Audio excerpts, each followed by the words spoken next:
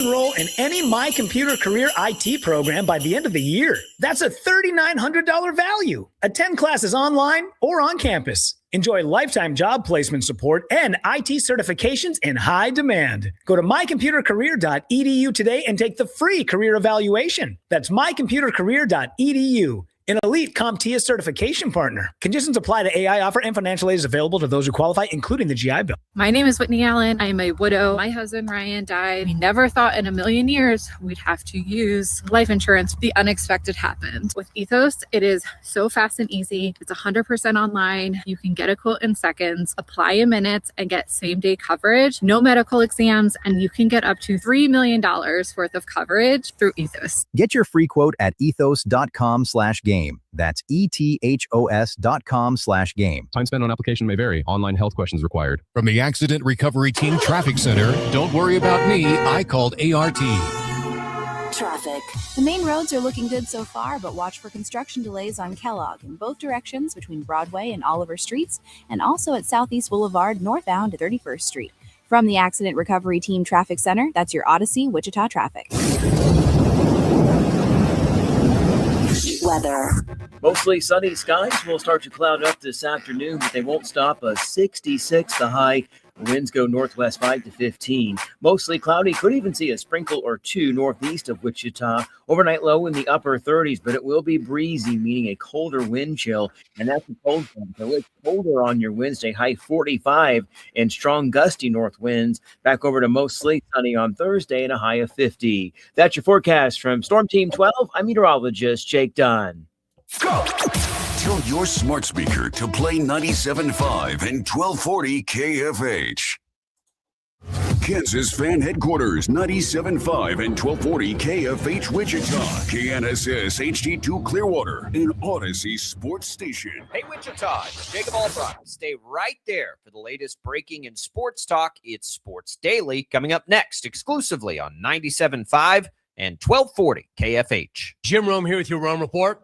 What an incredible wild card weekend that was. Well, except in Philly, where the defending champs were exactly who we thought they were. Never mind defend their title. They couldn't even win a single playoff game at home, well favored, against a decimated Niners team. And it wasn't the least bit surprising.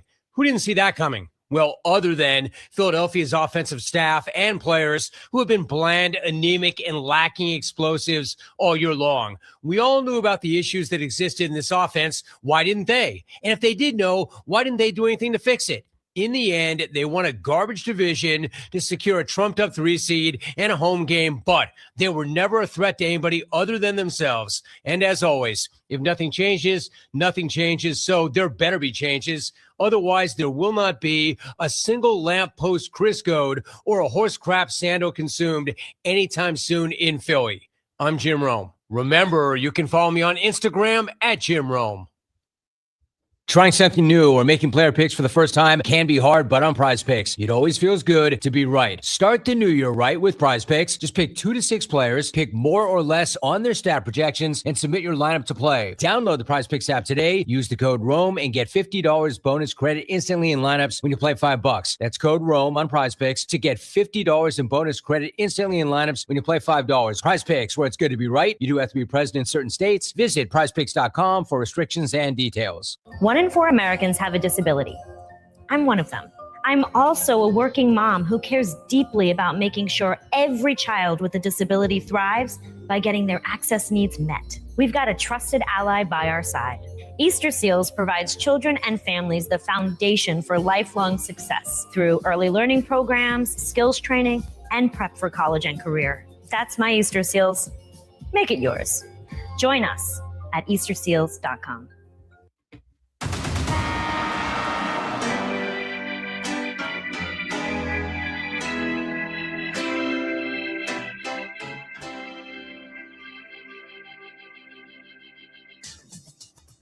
Now, from Wichita's most listened to sports radio, 97.5 and 1240 KFH, this is Sports Daily. All right, welcome in, everybody. Happy Tuesday to you here on Sports Daily. Jacob Albrock, TJ Cleveland with you. Glad to be with you here. as we get ready to turn the page into the NFL playoffs. The final game last night, we can get into it as the Texans advance past the Steelers, outmatch them by a pretty great deal. Of course, the Aaron Rodgers conversations get to happen now. The Mike Tomlin conversations get to happen now, but nothing taken away from the Texans, who played really well, at least defensively, last night as we move past that. Wyatt Thompson's going to join us coming up here in just a few minutes. K-State makes their offensive coordinator hire. We can get into that today as the Wildcat basketball team continues its struggles. They play tomorrow night, but we'll have all that with Wyatt coming up in just a little bit. We'll get you what Bill Self said yesterday about the Jayhawks ahead of a big one tonight against Iowa State. That's coming for you as well. So get ready for it. If you want to participate, you can call into the show at 869-1240. That's KFH hotline. You can also reach out to us on our video streams, Facebook, YouTube, X. You can leave comments there. Thanks for watching us on 12 News Connected as well. Thanks for listening to us on the Odyssey app. If you're doing that, you can leave us voice messages right there through the Odyssey app. Anything we've got for you today is What's on Tap, brought to you by the Wichita Brewing Company, now featuring chili for a limited time. Hearty beef, no bean chili, perfect for lunch, and now available at all 3 WBC locations, East, West, Historic Delano, Wichita Brewing Company, pizza and beer made here. Jacob Albrecht here, TJ Cleveland there. TJ, good morning. How are you? Jacob, I'll bet you $1,000 I have a piece of news that you haven't seen yet. Oh, okay. K-State football just landed at midnight last night the Big 12 Defensive Freshman of the Year to be their defensive end. Who's that? Wendell Gregory from Oklahoma State. Had 12 tackles, had the most tackles for loss in the Big 12 last year, I believe. Well, that's for a freshman or for anybody. For anybody. Wow. Okay. I think, or he's like top 3 or something like that. I'll double check that. That's what we got to see. We got to see them now make noise in the portal to match the buzz of Colin Klein coming in. And we've seen them lose, would you say, I don't know, 3 of their 4 best players? Yeah, Tobias Insomni, Jace Brown, and Austin Romaine. Yeah, it's true. I mean, honestly, and Wyatt will tell you this, I'm sure, like, the last 2 days have been, like pretty big gets that they – like, the biggest transfer gets that they've gotten outside of Dylan Edwards, probably. Jay Harris, the other. Jay Harris, the Oregon running back. Like, they've added some pieces that, have surprised me. I don't know if they've surprised K-State fans, but they've added educate me on Jay Harris. He hasn't played much. Why are we so excited about Jay Harris? Just because he played at Oregon? But I mean, that's the big thing is that he was the big news throughout the call because he was the guy that went in the portal and kept playing for Oregon is why he made so many headlines. He's a good big time player. He was the backup at Oregon, obviously, but he was the Division II All-American at Northwest Missouri and then made the jump to Oregon. And so we've seen him do it. It was at the Division II level, but he was an All-American, one of the best running backs in the country. Then he goes to Oregon, kind of takes a back seat, and then now transfers, comes closer to home. Is he playing in the Natty? Well, Oregon's not in the Natty. Oh, that's right. So he can leave now. So he can leave. Was he? Sorry, that's not what I meant to say. He would have played in the Natty. Playing in the playoff is what I meant to say. Yes, he scored a touchdown 4 days ago. Okay. Yes. Okay. Yeah. And it was a big deal because they're running back. When everybody started buzzing, I looked him up and I'm like, okay. I mean, I'm all about it. I'm excited because I think they need to run the ball. But I'm just like, he carried the ball 40 times this year. I think it was 40 or 35. Yeah, I think he was hurt for a while too because it was a big deal that they lost their running back or the running back got hurt during the playoff and he went in the portal and was like, hey, I'm healthy now. I'm going to come back and play and help. Because he didn't look great against Indiana, right? Well, nobody did. Exactly. So, I saw it and I'm like, okay, like, but until you sent that to us on a group thread, I didn't realize he was, a big time D2 guy. Mm-hmm. We saw him play Indiana. We saw him, I don't know. So he's done. Okay. Well, look, I want to ask Wyatt about all this. They've got to get some juice still. Like, I don't even know if Jay Harris steps in and is the starter. Right? Like, he won't be. I mean, Joe Jackson probably will be. So in that sense, I can't get overly excited about backup running backs just because they played at Oregon. The thing is, they've got now they've got 3 running backs that, I guess I can't say this about K-State because they've had 3 really good running backs the last 3 years. Or last 3 running backs they've had was Deuce Vaughn, DJ Giddens, and Dylan Edwards. I think that, but now having, I can't remember the Oklahoma State running back's name, but they got a transfer from there too that can be a starter somewhere. They got Jay Harris that can be a starter somewhere. And they got Joe Jackson, who ran for 350 yards against Utah last year, and everybody's excited about him. So I don't know who the starter will be. I imagine it's going to be Joe Jackson, but I don't know that. It may not be. But the fact that they've got a running back room like that, whenever there were so many questions about Avery's coming back, who the hell is he going to give the ball to?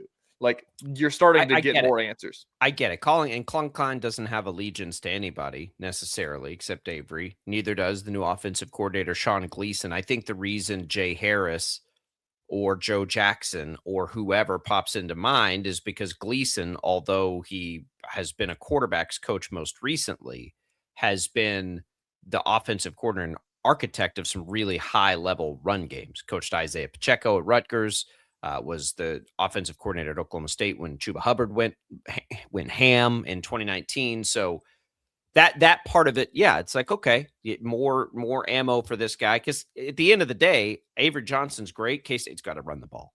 So I'm good with it. I just don't know how excited I'm supposed to be about Jay Harris. That's why I was asking that. But now I'm going to go back and look up his D2 numbers and all those. He's not as big of a deal as Gregory, the defensive end, for sure. Yeah, I'll tell you that much. Get excited about that one. I want to get excited about some wide receivers. That's what I want to get excited about. Who's Avery going to throw the ball to? It can't just all be tight ends. Mm-hmm. So we'll talk to Wyatt Thompson about all of that.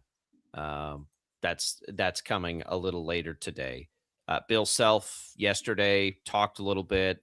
It was pretty honest. It was pretty interesting. I don't know if you listened to or read a lot of what he said, but it was a pretty interesting one yesterday. The urgency for KU, as we talked about at length on the show yesterday, is there. But trying to understand why all of a sudden the team's not playing good defense or what needs to happen to mesh with Darren Peterson. He gave one example of, the uncertainty there for a little bit. Price set him back a couple of weeks from where they would normally be. But again, even with that, okay, let's say that's true. I could believe that. Where would they be if they were a couple of weeks ahead of, if they weren't a couple weeks behind? Are they good enough at that point? And that's where I'm very confused by Kansas. Like, I cannot figure out any of it. Kansas State, I feel like we're pretty solid on. They're probably not good enough. We'll ask Wyatt Thompson in a couple minutes. Wichita State, we know that they have, flaws at the end of games, whatever you want to call it. KU, I don't know. And I kind of get the sense Bill Self's maybe in the same boat where he's still just trying to punch a bunch of buttons, see what goes. But hey, we'll go over the unranked Jayhawks. That's right. Can't bury that lead yesterday. They fell out yesterday. We'll get to that as we make our way through as well. Play the number 2 now, Iowa State Hawkeyes tonight. When we come back, Wyatt Thompson joins us. Don't go away.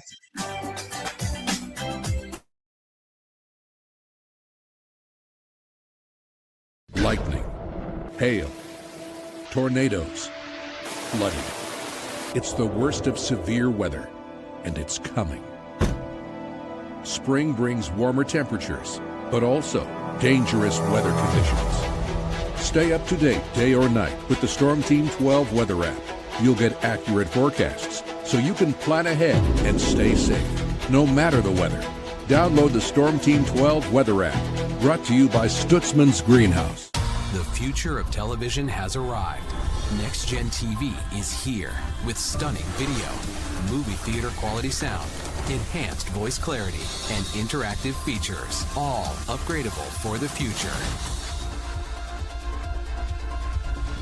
Learn more at watchnextgentv.com.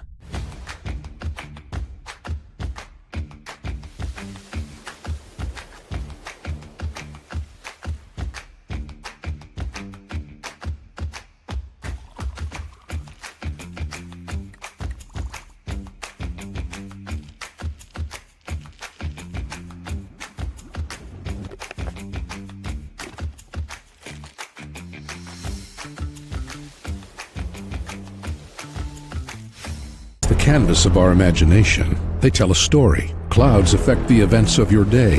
Sometimes they growl, sometimes they inspire, but they're always the messengers of nature's mood, written in the sky. Storm Team 12 understands the language of clouds. We're dedicated to decoding their message so you know what to expect. Behind every cloud, there is a story waiting to be told. Trust Ross Jansen and Storm Team 12, alerting you first to the impact on your life. We are following a breaking update. Every day, all day, stream the stories that have you talking near and far. Whoever is behind the wheel of this bus is not stopping. From hundreds of local reporters and meteorologists spanning the country. Chaos here this morning at the UW campus. Search LNL for the all-new Local News Live streaming app. Odyssey is one of the most influential audio and entertainment brands in the nation. You already know Odyssey's iconic local radio brands in Wichita. But did you know Odyssey has the country's best collection of music, news, and sports brands? Odyssey is also a premium podcast creator, major event producer, and digital innovator. Odyssey brings people together across the country and right here in Wichita. Odyssey also delivers meaningful radio and digital audio results. Find out our story and impact at odysseyinc.com/Wichita. Make yourself known now. 83101 in traffic pursuit. Oh my God, here. Investigate TV Plus begins with real people. We investigate stories that impact you and inspire change every day. Something is broken. Real problems. Why are they hiding it? And real solutions. My daughter was dying in front of me. What was your reaction when he said that? Investigate TV Plus, weekdays at 3:30 p.m. on KWCH. Sometimes people tell us, I don't get it, it's just tea. But let me tell you, we are so much more than just tea. With 20 plus flavors of sweet and unsweet iced tea, the possibilities are endless. Come on in and try them all for free to find your favorite or get us on the go for your busy lifestyle. And don't miss happy hour every day. So the next time someone tells you it's just tea, tell them to come by and find out why we say, drink tea, be happy. Jim Rome here, lighting up your afternoons on The Jim Rome Show. Catch me starting at 2 on Wichita's #1 sports radio, Kansas Fan Headquarters, 97.5 and 1240 KFH.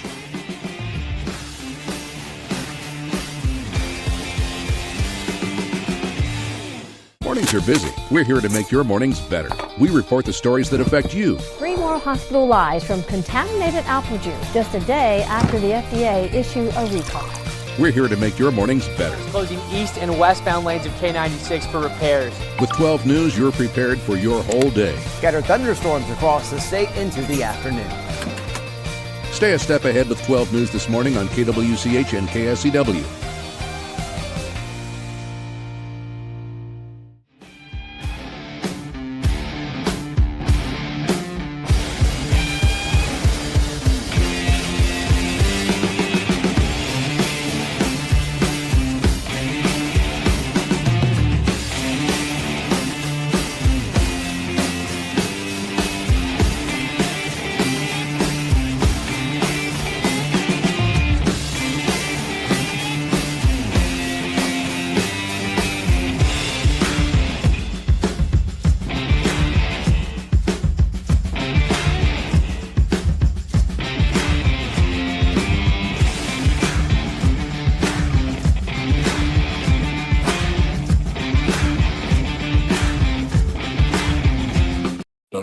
Oh, is on KFH.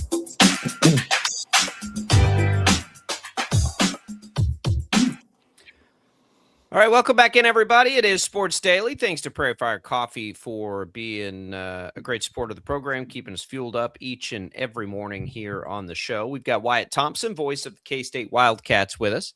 Appreciate Wyatt's time, as always. Wyatt, we'll start with football. There's been a couple of big things. We'll get to yesterday's news, but we'll take these in chronological order a little bit. Jay Harris comes in. We were discussing him a little bit. I'll be honest, before he came over, I didn't really know who he was. He didn't have a ton of carries at Oregon. Most of his carries came in that loss against Indiana, where nobody for Oregon did much in that game. But 52 carries at Oregon. Tell us why we should be excited about Harris and what he brings to the table when we saw so little of what he could do at Oregon.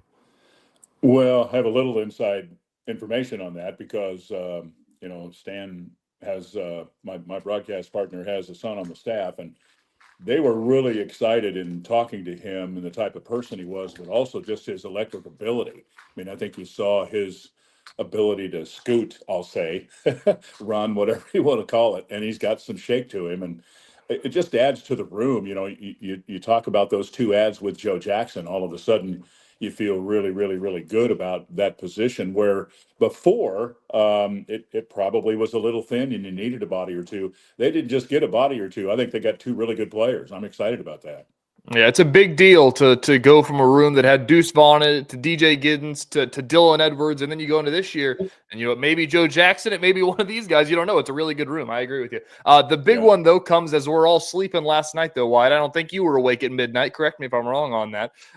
Wendell Gregory coming from Oklahoma State commits last night after the midnight hour. Big 12 defensive freshman of the year last year at Oklahoma State. In the list of people that were chasing after him, a lot of SEC on that list, a lot of Big Ten on that list, and he's coming to Manhattan.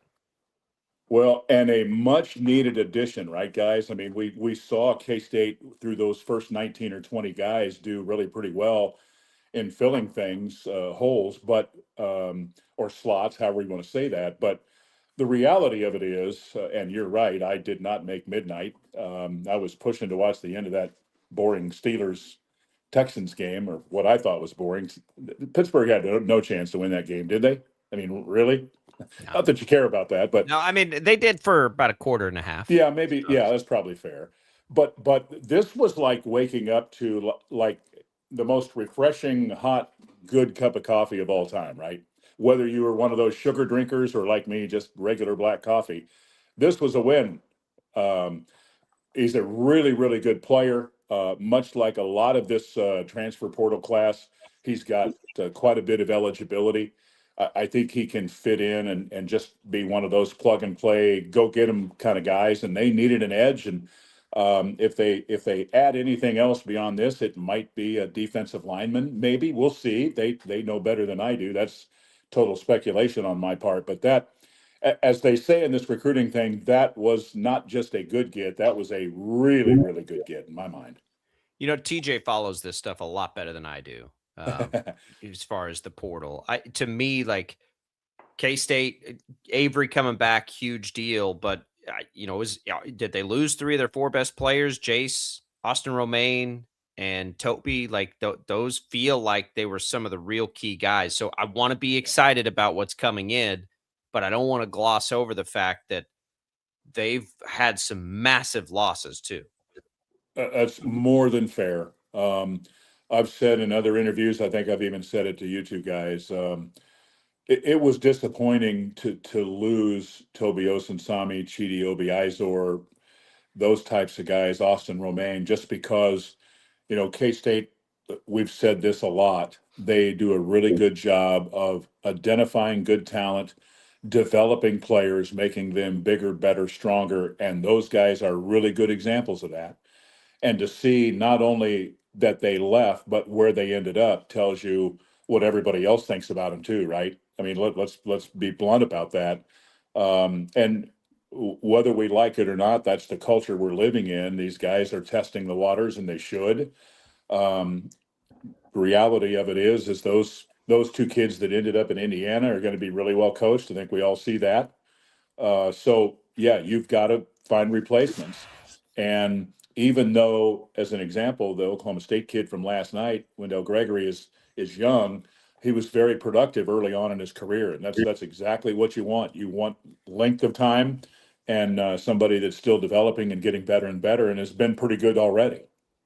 The thing that I think about it, that you kind of spoke on it there, is that you see all these guys leave K-State, and the landing spots for them are Indiana, LSU, Tennessee, Texas Tech. Like, does that make you want to pull the hair out? That K-State found a way to go 6-6 with that much talent. That shows you how much talent was in the program this past year. And you can call it luck or whatever you want to call it, but that may be the one last blow of frustration of the year.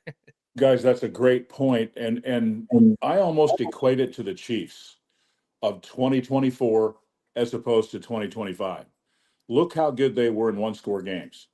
K-State, kind of the same way over the course of time, but not this last year. It was a struggle. They did not finish games, did not do well in close one-score kind of games, and that adds to the frustration, right? It just does.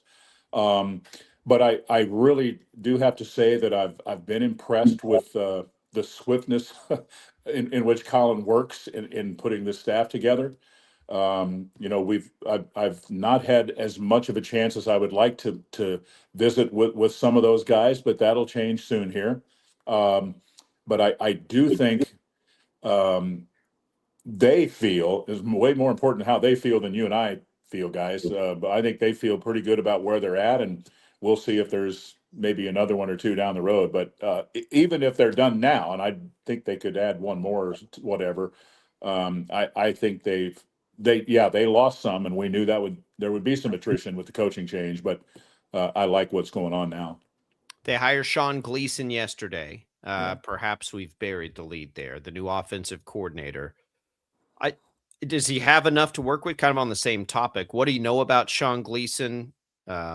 What will he bring to the table? Just the resume tells you he's been in charge of some great running attacks, but he's been a quarterback's coach too, which is probably important for Avery Johnson. But what have you heard on his addition?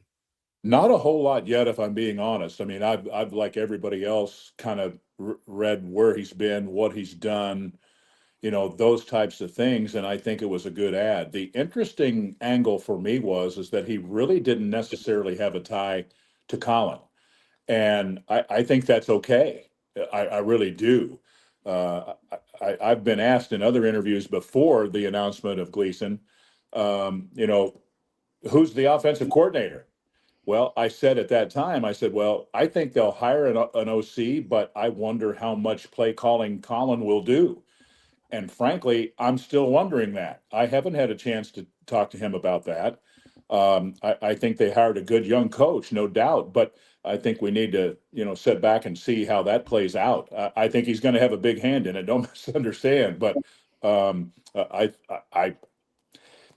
the no tie thing surprised me a little bit, and yet there's a part of me that thinks this is good. You want some of that with your staff. You want a good mix, right? I mean, that's what I think. That was one thing that I brought up with all of obviously the family business thing is kind of the big headline with Colin Klein and bringing so many K-Staters back and so many ties. But in the same breath, this is the conversation that's happening with the Chiefs. Do you need the fresh ideas coming in? I'm with you on that as well. All right, I'll bum us out. Let's switch to basketball. They're on a losing streak. They dropped 2 out in Arizona. They're coming back on Wednesday. Just what's going on right now? We talk about this a lot, is that with KU struggles, you can kind of point at the defense. With the Shocker struggles, you can kind of point at giving up big runs. And for K-State, we saw them do one thing, and now they're kind of doing a different thing, and they're just kind of confusing. Well, you know what they are, TJ? Honestly, I'm not trying to be funny in any way or whatever. I just think they're beat down. I really, truly mean that. You had the game against BYU where you played decently well, but just weren't good enough to beat a top 10 team at home. Then you go to Arizona, and let's be honest, you get trucked, right? Then you have a game following that at Arizona State where you have identical records, 9-6 and 0-2, and you have a chance. You have a lead at halftime. You have a 6 or 7 point lead with 7, 8, 9 minutes to go, and doesn't happen. I think the commonality of it all is pretty simple in that this is not a very good defensive team right now, but we've been saying that all year long. It is a team that has struggled to rebound, in particular in the Big 12. And then the length of these other teams compared to what K-State brings in the front court is starting to show a little bit. It's one thing to give up, 50-ish points in the paint against Arizona, who has elite talent with Krivos and Koa Pete. By the way, Koa Pete's insane looking at him live. Wow. Grown man at 6'8", 235 and 19 years old. But then Saturday against Arizona State, you give up another 50 burger, as some of the young announcers like to say now. I don't necessarily like that term, but you give up 50 more points in the paint. You get 10 shots blocked. And the strength of the team for K-State during the non-con is probably, you'd say, 3-point shooting and guard depth, right? Well, the reality of it is 3 games into conference, you're shooting 27% from 3. So there are some challenges with this group, but nobody's going to feel sorry for them, much like, what's going on at Kansas, right? I mean, who thought that they would start like this, but here they are, and Iowa State in town tonight, and we've got UCF. People may see a wide gap between Iowa State and UCF, and I get that, and yet UCF is 13-2. Yeah. Right. I mean, that's pretty good, and they also have length. What did Bill Self say after West Virginia? He said, "This league's a real B." Oh yeah. And he's not wrong. He's way smarter than us three when it comes to the game. And I also thought it was pretty interesting when he talked about, you could look at that bench in previous years and bring a pro or two off of there, and it's harder to do that now because these other teams are able to go get players with lots of money too, and it's probably evened it out some, no question. Well, that's what I was going to say. Nobody's feeling sorry for anybody because KU and K-State have been as aggressive in the portal and spent as much in the portal as anybody in the country. And so I guess that's the biggest reason for concern to me is we came into this year with the Cats, and it was like PJ Haggerty is the perfect player for what we think we've seen from Jerome Tang thus far as a head coach. Like, he feels like the perfect fit. It works, can ISO, high shot volume, all of these things, and it ain't working.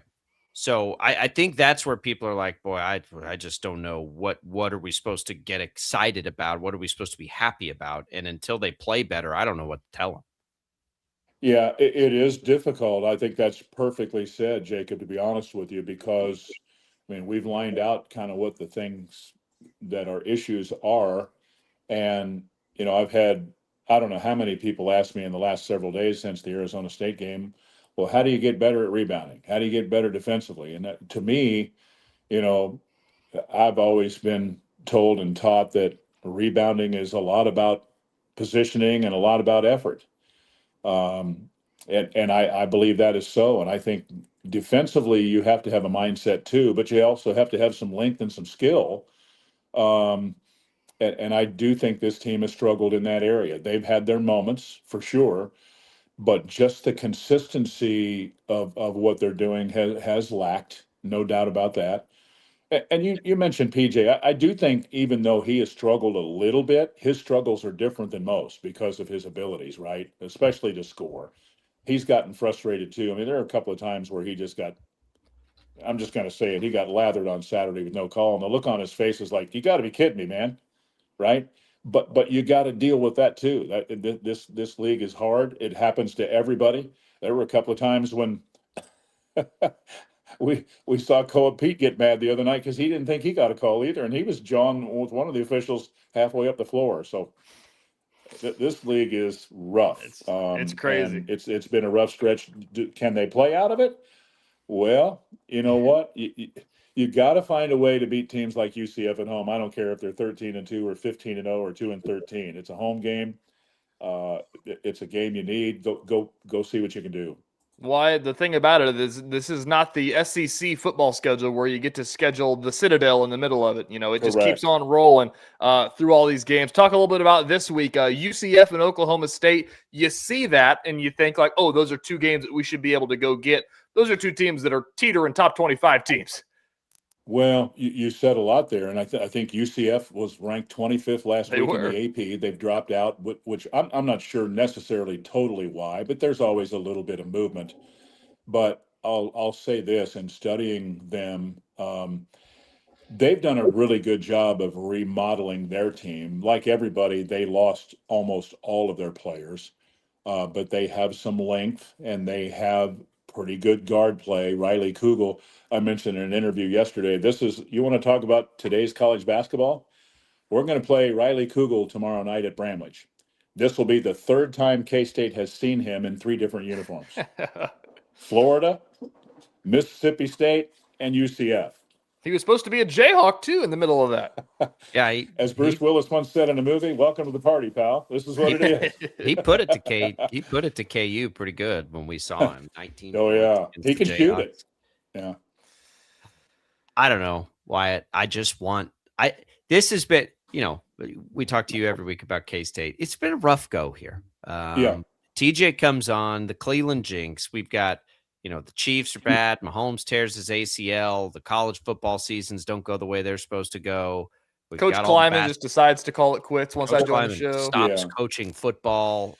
Wichita State's coach is having heart attacks. We're our pets' heads are falling off. We can't get anything go in the right direction. We got to shake it. I don't know what to do. Yeah, I'm with you. I mean, that's a pretty good summary of it, right? It has been a tough fall into the winter months for us here in the Midwest, and in particular in the Sunflower State. And I think I've been around a long time, and it's easy to say this and harder to do, but you just got to keep grinding, because it will eventually turn a little bit, and hopefully sooner rather than later.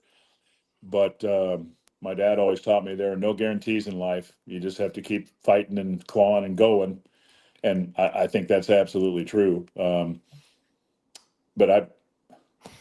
back to the basketball part of it, you look at the league and you shake your head. Remember last year, the SEC had a marvelous year, right? Yeah. But now they're kind of back to where they were before, meaning really pretty good at the top, middle down, not so much. Not in the Big 12. There's I don't no see give. it. I just don't. I don't think there's a bad team. I looked at Kansas. Like, there's 5 teams in yesterday's new top 25. Mm-hmm. Kansas hasn't played any of them yet. Yeah. And they also, correct me if I'm wrong on this, but I believe KU is the only team in the league that plays Arizona and Houston twice. It's just that's the price you pay for being Kansas, I guess, right? I guess. Good TV games. I don't know, but it'll come around. Great opportunity for K-State to just sort of bounce back. I guess they're going to win a couple of games where we're like, see. They're gonna go win. They're gonna win 7 in a row against teams they have no business beating, like they did last year, and confuse us all over again. Well, it's interesting you say it that way, because Stan and I were talking on the way back, and there was a point in the year last year where I think they lost 4 or 5 in a row, then won 6 in a row, and then lost 4 or 5 in a row. I mean, up and down. But that's they work in streaks. But part of that's the league too. Yeah, it is. Wyatt will have a call tomorrow for K-State Hoops right here on KFH. Wyatt, we appreciate it. You got it. Great talking to you, fellas. Take care. We're coming right back with more Sports Daily. Don't go away.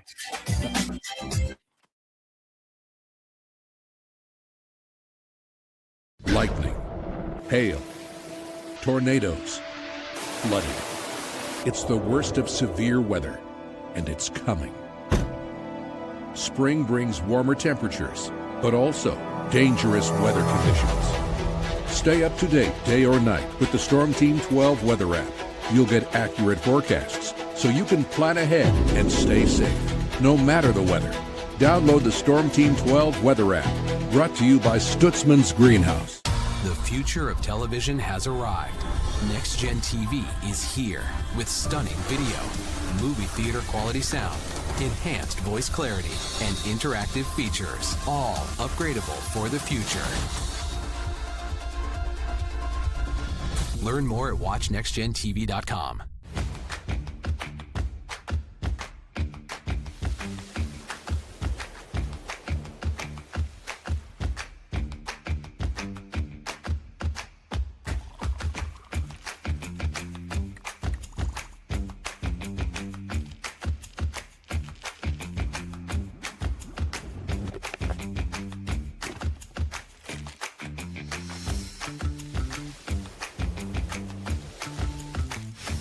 The canvas of our imagination. They tell a story. Clouds affect the events of your day.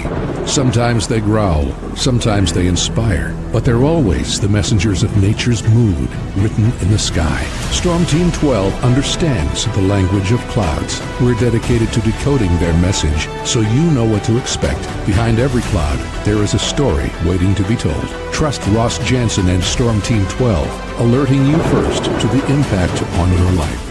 We are following a breaking update. Every day, all day, stream the stories that have you talking near and far. Whoever is behind the wheel of this bus is not stopping. From hundreds of local reporters and meteorologists spanning the country. Chaos here this morning at the UW campus. Search LNL for the all-new Local News Live streaming app. Odyssey is one of the most influential audio and entertainment brands in the nation. You already know Odyssey's iconic local radio brands in Wichita. But did you know Odyssey has the country's best collection of music, news, and sports brands? Odyssey is also a premium podcast creator, major event producer, and digital innovator. Odyssey brings people together across the country and right here in Wichita. Odyssey also delivers meaningful radio and digital audio results. Find out our story and impact at odysseyinc.com/Wichita. Make yourself known now. 83101 in traffic pursuit. Oh my God, here. Investigate TV Plus begins with real people. We investigate stories that impact you. And inspire change every day. Something is broken. Real problems. Why are they hiding it? And real solutions. My daughter was dying in front of me. What was your reaction when he said that? Investigate TV Plus, weekdays at 3:30 p.m. on KWCH. Sometimes people tell us, I don't get it, it's just tea. But let me tell you, we are so much more than just tea. With 20 plus flavors of sweet and unsweet iced tea, the possibilities are endless. Come on in and try them all for free to find your favorite or get us on the go for your busy lifestyle. And don't miss happy hour every day. So the next time someone tells you it's just tea, tell them to come by and find out why we say, drink tea, be happy. Jim Rome here, lighting up your afternoons on The Jim Rome Show. Catch me starting at 2 on Wichita's #1 sports radio, Kansas Fan Headquarters, 97.5 and 1240 KFH.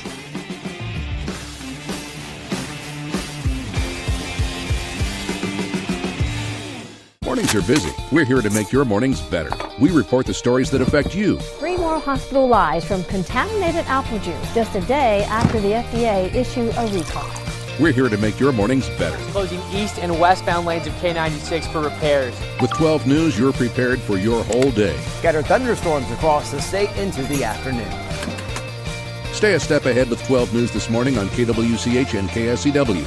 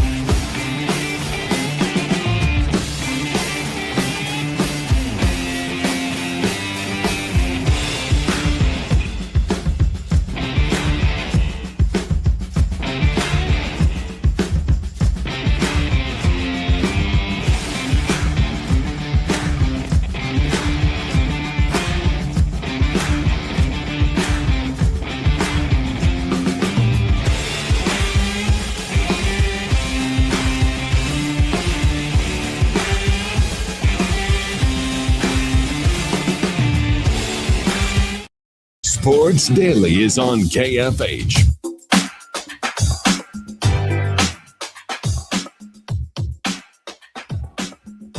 right, welcome back in, everybody, to Sports Daily. Glad to have you here with us on a Tuesday. If you want to try the new spiced orange iced tea at HTO, you got an opportunity to win a free cup right now with us. You can enter a contest by texting the keyword tea to the short code 20357.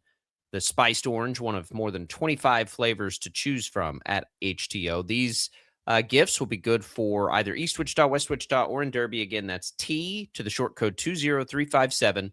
You can enter once per day. Message and data rates apply.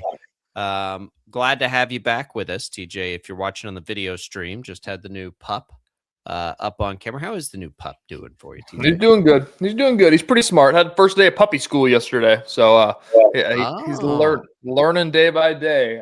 But this is the if you're wondering about the change of scenery going on, this is the guest room downstairs. So I have like a little pin in here, so he's not going crazy all around the house. Puppy's ruling the roost already, right? That's Kicking right. you out of your place. He's the king. He sleeps where he wants. He eats where he wants. He tells us what he wants to do. Yeah, that sounds about right. All right, let's talk. I was trying to make a segue to Aaron Rodgers with telling you what he wants to do. Aaron Rodgers does not tell us what he wants to do. You want me to tell you that like Aaron Rodgers is a dog or something, so you can make that segue? Yeah, I don't know. Was it last night? He didn't look like a dog last night. Although, by the way, quick aside, as it got its run and all the grandstanding got its full news cycle on the Jacksonville Jaguars post game, and you have like it's the standard cycle, right? You see it, it goes online, something blows it up, you get all the initial reactions, then the next day, then it's like, oh well, there's something big happening. We have to give an opinion on this, and then you'll get like the random like inside edition story on it, and it's just like, okay, let's make the news cycle here. Now we're at the point of the cycle where the story has gone to the next day to where people ask the Steelers questions, and you immediately know it's just like, oh, so we can't say anything nice because we need to ask that question. Like, and it came up last night as Aaron Rodgers threw a temper tantrum at the end because he got the same question asked to him twice in a row. And it's like, see, there's no time for nice questions because we're too busy asking the same question 2 times in a row, which does happen all the time. And I get why it happens. I'm telling you, we could do, if you really wanted, if people wanted us to, we could do 2 hours on press conference etiquette. They don't want us to. That's what they don't want us to. Like, that's the whole the funniest thing about this is like, guys, like nobody cares, right? Like nobody cares. Like, you don't have to go on and be like, okay, I've been holding off, but I guess I'll weigh in on this. Yes. Like, you don't have to do that. Nobody cares about post-game press conference decorum. Not even that. I'll say this much. I tell people this all the time, as I have matured, not even as a journalist, as a human. I started when I was a kid still, basically. I'm still young. I'm not going to say that. I used to think, like, I was like, I am a journalist. Like, I need to weigh in on everything. Like, everything. I need to tweet every single time there is something that happens and let people know what my thoughts are on that. Like, KState got somebody in the portal. I need to tell you what I think about that. You don't care what I think about that. You don't care at all. You just want me to tell you they got that guy. And I've learned that that's my job, is just to tell you, hey, they got this guy. This is why he's good. So on and so forth. If I'm not trying to have fun with something, I'm probably not gonna say anything or be positive. Like, I don't mind being positive about something if I'm watching it in the moment. But if you go look at my X timeline right now, it's 90% tweeting the link to watch this show. My problem with it has always been, why spend so much time, energy, like, to give it away for free? Like, X doesn't pay you for your content. It's true. Your employer does. Like, I would like for people to come consume what I have to think right here or on 12 News at night. Those are my actual jobs. So, yeah, I want to give people the tools to find the work that we get paid for. But otherwise, like, if it's not a place of fun, like, I enjoy X because, to me, it's the easiest and fastest way to consume breaking news. Yes, with a grain of salt, of course. But also, it is at its best, haven for smart assery, and always has been at its best. People just like making jokes at what's happening. Other than that, though, like, you can see these coming a mile away. You're like, oh my God, now everybody is going to pretend like, I guess I'm forced to give you my opinion on this, and then give you their opinion on it. And you're like, I mean, come on. And then it becomes a pop culture thing. And then so kind of the discourse does become interesting. But it was really funny last night that all the lecturing and grandstanding about how to act in how you're supposed to. And then it's like, well, then, yeah, Aaron Rodgers has appropriate, like, stop asking the same question right after literally just answered that question. He's right. I mean, there can be multiple things wrong with the people that do stuff in press conferences press conference etiquette. For normal people, it doesn't matter at all. And it's totally okay that he got asked the same question because, look, we've all been there. Like, you're trying to, whether you're trying to tweet what he just said or you're trying to write it down and you weren't totally engaged with, like, the line of thing, and then you didn't even catch it and you ask it. I've done it here where it's like, crap, he just answered that. And I didn't even, it's true. I was distracted doing something else. And so whatever. Anyway, hold on. We're deep in the conversation. Let's just keep going at this point, because I have more stuff to say about it. Okay. We talked about this yesterday, the Jaguars thing, as I've slept on it, and people have been, it's been too big of a deal, and it absolutely has been too big of a deal. The stance that is the biggest thing that I think that people are upset about, and I've told you this, I've told Rachel Howland this at 12 News, is that the lady just didn't ask a question. Like everything she said is fine. Like you can say all that stuff and then just say, what'd you think of this year? And then give him something to say. Like that's the biggest thing to me is that all he did was just say, thank you. And that was all that we got. It like the whole point of the press conference is to get the coach to say things. Like just ask him, what'd you think of the year? And then I think nobody would care at all. And to, Pat McAfee pointed this out yesterday. And Pat McAfee's not a reporter. So his perspective is different, and I understand that. But he did have a good point. Even through all that, we did kind of learn something about Liam Cohen and how he reacted to that situation with grace and politeness and a smile on his face, even when he probably didn't want to have one, even probably was like, what the hell is this? Yeah. Whether he really truly appreciated it or not, he didn't lose it in the moment. And I do think that probably tells us, think about the two now biggest press conference moments of Liam Cohen's career. Yeah, Duval and that. And so like we're learning a little something about this guy. We're getting a little insight into his personality. And yeah, was it a strange thing to do in that particular setting? It was. But it's fine. Yeah. Like I told people this one. I haven't brought this up on the show. This is what has reminded me of this so much. 2023, whenever we were covering K-State to the Elite Eight, it was Madison Square Garden. They just lost to FAU. And like you walk in that locker room and you're like, oh my God, like this is depressing. And obviously the season just ended. Keontae Johnson and Marquise Noel just played their last college basketball game. We go over to Keontae. This is an inside joke for all time. We go over to Keontae Johnson and like he's just sitting there and you can tell. And I think I asked him, it's just like, what does Coach Tang mean to you? And I mean, just burst into tears, crying his eyes out. And then the next question was from a pop culture reporter from New York saying, how did it feel to you that Jadakiss was at the game tonight? And he's like, I didn't know he was here. That's great. It's just like, oh my gosh. You catch it at Super Bowl. I used to catch it at World Series. Was my first interaction with it. Super Bowl's the worst. Yeah. But they did, at the Super Bowl, they do a pretty good job of like, where you're going to get that. Yeah. It's not like in the post game setting. It's like in the same thing with the world. Like, but yeah, it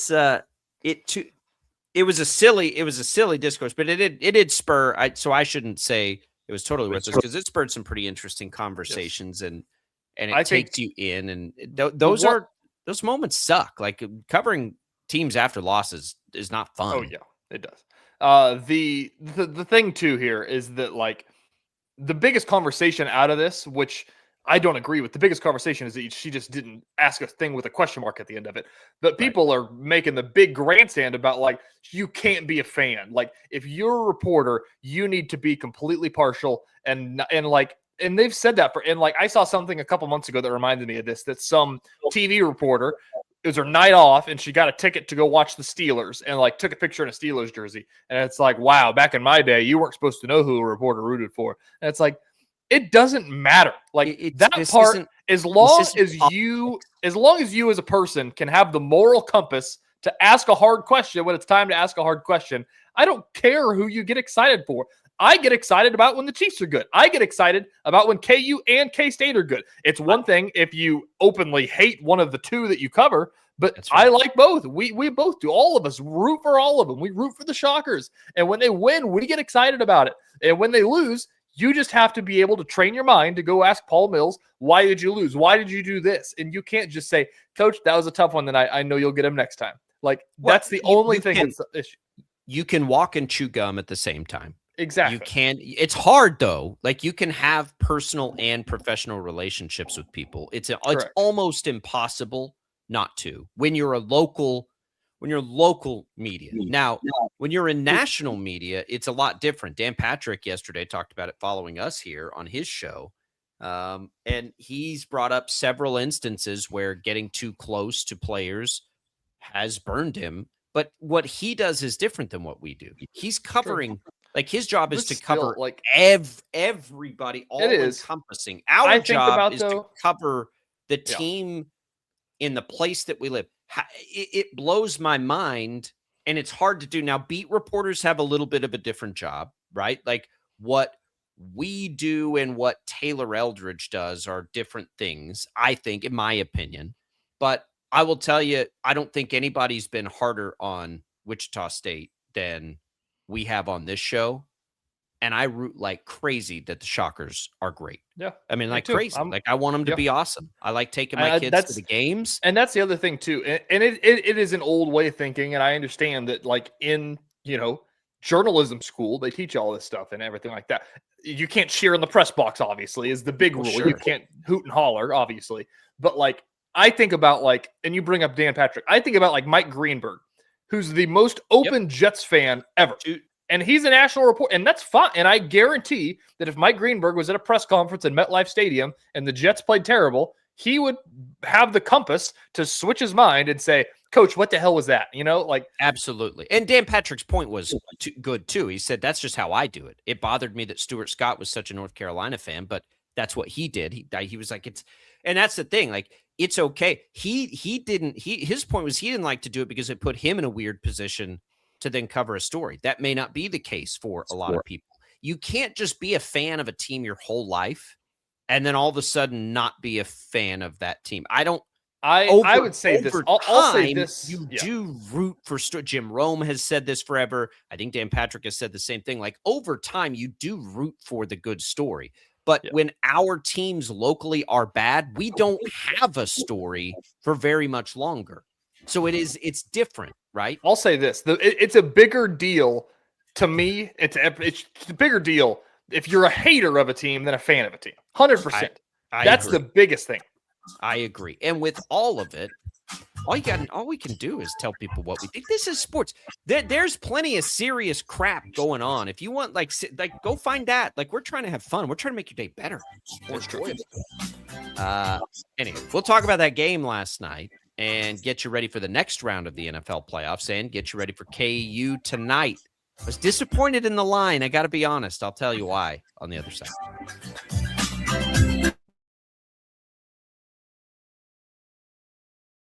Lightning, hail, tornadoes, flooding. It's the worst of severe weather, and it's coming. Spring brings warmer temperatures, but also dangerous weather conditions. Stay up to date day or night with the Storm Team 12 weather app. You'll get accurate forecasts, so you can plan ahead and stay safe, no matter the weather. Download the Storm Team 12 weather app, brought to you by Stutzman's Greenhouse. The future of television has arrived. Next Gen TV is here with stunning video, movie theater quality sound, enhanced voice clarity, and interactive features, all upgradable for the future. Learn more at watchnextgentv.com.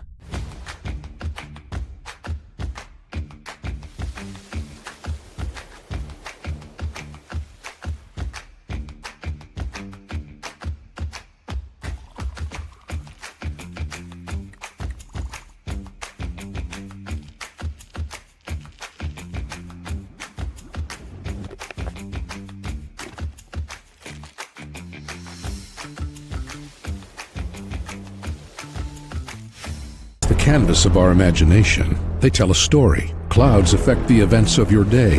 Sometimes they growl, sometimes they inspire, but they're always the messengers of nature's mood, written in the sky. Storm Team 12 understands the language of clouds. We're dedicated to decoding their message, so you know what to expect. Behind every cloud, there is a story waiting to be told. Trust Ross Jansen and Storm Team 12, alerting you first to the impact on your life. We are following a breaking update. Every day, all day, stream the stories that have you talking near and far. Whoever is behind the wheel of this bus is not stopping. From hundreds of local reporters and meteorologists spanning the country. Chaos here this morning at the UW campus. Search LNL for the all-new Local News Live streaming app. Odyssey is one of the most influential audio and entertainment brands in the nation. You already know Odyssey's iconic local radio brands in Wichita. But did you know Odyssey has the country's best collection of music, news, and sports brands? Odyssey is also a premium podcast creator, major event producer, and digital innovator. Odyssey brings people together across the country and right here in Wichita. Odyssey also delivers meaningful radio and digital audio results. Find out our story and impact at odysseyin.com/Wichita. Make yourself known now. 83-10-01 in traffic pursuit. Oh my God, here. Investigate TV Plus begins with real people. We investigate stories that impact you. And inspire change every day. Something is broken. Real problems. Why are they hiding it? And real solutions. My daughter was dying in front of me. What was your reaction when he said that? Investigate TV Plus, weekdays at 3:30 p.m. on KWCH. Sometimes people tell us, I don't get it, it's just tea. But let me tell you, we are so much more than just tea. With 20 plus flavors of sweet and unsweet iced tea, the possibilities are endless. Come on in and try them all for free to find your favorite or get us on the go for your busy lifestyle. And don't miss happy hour every day. So the next time someone tells you it's just tea, tell them to come by and find out why we say drink tea, be happy. Jim Rome here, lighting up your afternoons on The Jim Rome Show. Catch me starting at 2 on Wichita's #1 sports radio, Kansas Fan Headquarters, 97.5 and 1240 KFH.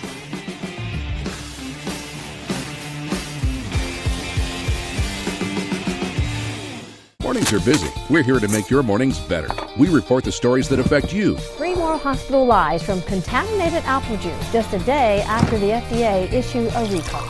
We're here to make your mornings better. Closing east and westbound lanes of K96 for repairs. With 12 News, you're prepared for your whole day. Scattered thunderstorms across the state into the afternoon. Stay a step ahead with 12 News this morning on KWCH and KSCW.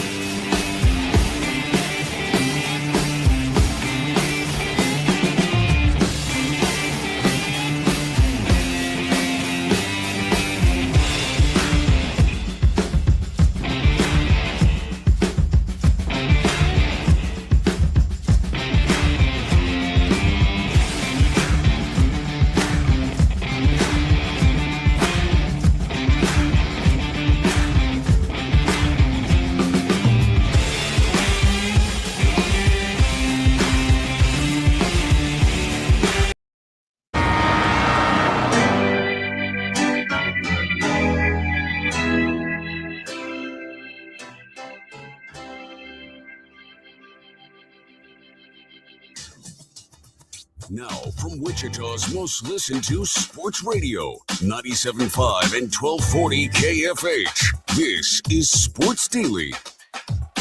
All right, welcome back in, everybody. Another hour of Sports Daily here with you. Jacob Albrock, TJ Cleland. Glad to have you on board as we are getting ready for a big basketball game tonight as we have KU hosting number 2 now, Iowa State. Should be a lot of fun. We're excited about it. We'll talk about that. We'll talk about that football game last night and take you into the divisional round, begin to look at some of those games in the NFL playoffs as well. It's all what's on tap, brought to you by the Wichita Brewing Company, now featuring the Dub event venue at WBC Delano. Perfect for graduation parties, meetings, reunions. Visit wichitabrew.com to begin your booking at the Dub event venue at WBC Delano, where groups gather. We've got all kinds of ways for you to get in touch with the program. You can call us, 869-1240. You can reach us on our video streams, Facebook, YouTube, X. Those are available for you. You can leave us voice messages on the Odyssey app. And thanks, of course, as always, for watching us on 12 News Connected. Max would like everybody to give their opinions on who their favorite or least favorite color commentators are now that we're down to the A teams for all the broadcast networks. Leave that as an open-ended topic of discussion. It's good timing for that one because it's everybody's best now put on display as we move into this round of the playoffs. And the divisional round is it's outstanding, but all the networks have it. CBS, NBC, Fox, ABC. I think all the crews are good, just for the record. And I think Al Michaels and Kirk Herbstreit are also really good. I think they're all different. I take different levels of enjoyment from all of them. But that's out there if you would like to chime in on that. And away we go as the round is set. The Texans defense goes crazy last night. CJ Stroud had 4 fumbles in the first half, and they still blow out the Steelers. Steelers ran out of gas. Who did you finish did you pick Pittsburgh or did you pick Houston? No, I picked Pittsburgh. Man. 6-1. 6-1. Might as well be 1-6 if you can't finish the job. It's a good thing I didn't put the parlay in because it would have just hurt worse. That would have been agonizing. Yeah, look, the Steelers ran out of gas. It was pretty wild that they were there, to be perfectly honest. I found myself really enjoying this chapter of Aaron Rodgers. I'm a big Mike Tomlin fan. I like their relationship. I think was an entertaining one. And I do wonder, because now 2 years after the Achilles, Rodgers was fine this year. He was certainly fine for a Mike Tomlin team. A little more firepower, perhaps. A little tinkering on that defense, and that's a team that could maybe have some legs next year. Of course, we got to make sure Mike Tomlin's still going to be there. Who's the quarterback next year? Well, that's what I'm saying. If Aaron Rodgers was to come back, I think they've got. He's not coming back yet. He can still go. I think. This year certainly showed he's still got some gas left in the tank. I think they can tweak a little bit here and there. Are they a Super Bowl contender? I don't know, but I did. I thought they were fun to watch this year. I enjoyed that chapter, and I would be sad if that's the end of it. Love to see it come back. And at the same time, the Houston Texans maybe have a defense. I mean, would you feel comfortable if your team was playing Houston right now? They didn't have a good offensive game at all yesterday. Houston doesn't make anybody comfortable. That's what I'm saying. Now, Nico Collins left that game with what looked like a pretty serious concussion. If he's gone, that's going to hurt. But if he's able to come back, I don't know. If I'm looking at the AFC right now, who do you feel great about? The Patriots are 2.5-point home favorites in that opener. And I have to imagine that's with the assumption that Collins on a short week wouldn't play. Houston's got a chance to go do something crazy. We've seen teams with elite defenses like this win Super Bowls. We talk about that Hall of Fame quarterback discussion with Super Bowls yesterday. The Brad Johnson Buccaneers, the Joe Flacco Ravens, the Trent Dilfer Ravens. Those were all led by elite. Even if you wanted to say Eli Manning, those were great defenses that led those Giants teams. So it's certain that this happened. And in a year where it feels really wide open, that kind of mega defense with pedestrian offense thing has worked in the past. I wouldn't count Houston out. That's pretty impressive yesterday. So what do we got? Is it Houston at New England and Buffalo at Denver, right? Right. Yeah. And Buffalo's favored by 1.5. Houston is a 2.5-point dog. That's the AFC. In the NFC, you've got the Niners with a rematch against the Seahawks. The Seahawks are 7.5-point home favorites, which is too many points. And the Bears are 3.5-point home dogs to the Rams. I'll take a stab and say that Seahawks line is going to come down to 4.5 by Friday. Seattle is the odds-on favorite and has been for a little while. People are gonna hammer the 49ers though. They're gonna have to. Well, without Kittle, Purdy didn't look good. What happened in that? What was the score in that game? Because they played 13-3 in that game where, it was a real game. It wasn't like anybody was sitting or anything. Seahawks won the road game when they opened the season in San Francisco. Seattle lost at 17-13. Seattle has been a better road team. They've been good everywhere, but they've been more dominant, let's say, on the road. Yeah, 7.5 feels too big for me, even though I like the Seahawks probably to win the game. The 7.5 is too big. I bet it might come down to 6.5. I don't think it'll come down a lot, though. I don't know what would make it come down a lot unless all the money's going at. Yes, that's what I'm saying. The money is going to go to freaking 49ers, 100%. Yeah, maybe. Without Kittle, though, I don't know. I guess maybe not the money. The public will be. The public will be all over San Francisco. So what I'm curious to see is where the money goes with Bills Broncos. Could the Broncos be more than a 1.5 point home favorite as the 1 seed? Like, where do they fall? That feels like one that it feels like the big money is going to be on Denver and the public's going to be all over Buffalo. I think everybody's going to be all over Buffalo. Buffalo's not as good as they have been. I have a hard time with Buffalo. Look, I told you I'd have gone Bills-Rams. I don't think we made it official, but that was kind of maybe, I guess, unofficially what I thought at the beginning. But it's not confident at all. Like, I don't know how you make anything. I guess the confident thing would be Seahawks and I don't know, Patriots at this point, Bills. It's a tough one. There just isn't. The playoffs have been so predictable in a lot of ways for a long time, at least in the AFC. All right, you kind of knew what it was going to be. It's going to be some combination of Chiefs, Buffalo, Baltimore, it felt like, or maybe Cincinnati, unless Joe Burrow gets hurt.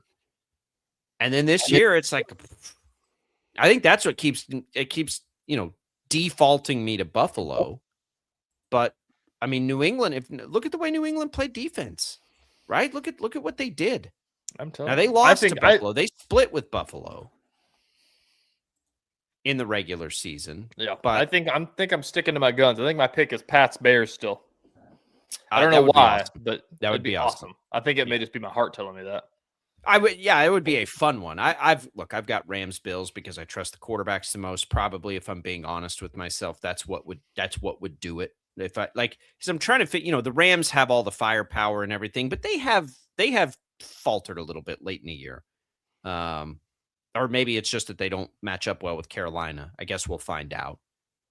But it's mostly probably because it's Stafford and Josh Allen, and when all else fails, it's just like, you know what? Just give me the two Hall of Famers. Like, give me the two guys that are going to be at Canton someday. I'll just take my chances that way. It's true. Actually, I'm changing it. Official pick. I'm picking the Seahawks. I can't ride with the Bears, even though my heart wants it to be Bills Bears. Probably is the coolest option it could be at this point. That would be incredible. Bills Bears would be incredible. The Bears are close. They're ascending. Love Ben Johnson as a coach. You know that I love Caleb Williams as a player. I think they're still a little off, but that's the thing. Like, are they off because of a talent deficiency? Maybe not. They got all kinds of weapons. I think that the only reason that I won't pick them is that I don't think that they're as good as the Seahawks, because the Seahawks are really good. Well, they're certainly not as good defensively. Yeah. But like offensively, yeah, I'm not going to sit here and tell you I would take the Seahawks offense over the Bears offense. Yeah. I mean, the Bears run 3 wide receivers deep. They've got a talented young tight end. They have a couple running backs they feel good about. Caleb Williams is Mr. Superhero play this year. They have it all. They're just, it feels like they're still on the come, but those teams do this, right? Like they were the 2 seed, right? They did it all year. They just do it in kind of a weird way where they have to come back all the time. That's not a bad thing, especially in the playoffs, especially in this round historically, where you kind of just know a game's going to be pretty close. I don't think there's anything wrong with riding the Bears at this point. They've got that swag, and they might have the home games. If San Francisco beats Seattle, you play all those games at Soldier Field. I mean, that ain't nothing. All right, when we come back, let's talk a little college hoops. What in the world can KU do tonight to beat Iowa State? Isn't it funny that we're having a conversation that it's like it seems insurmountable? This is Kansas basketball. We'll come right back and talk about it.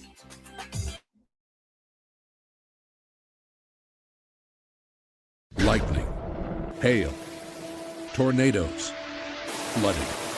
It's the worst of severe weather, and it's coming. Spring brings warmer temperatures, but also dangerous weather conditions. Stay up to date day or night with the Storm Team 12 weather app. You'll get accurate forecasts, so you can plan ahead and stay safe, no matter the weather. Download the Storm Team 12 weather app, brought to you by Stutzman's Greenhouse. The future of television has arrived. Next Gen TV is here with stunning video, movie theater quality sound, enhanced voice clarity, and interactive features, all upgradable for the future. Learn more at watchnextgentv.com.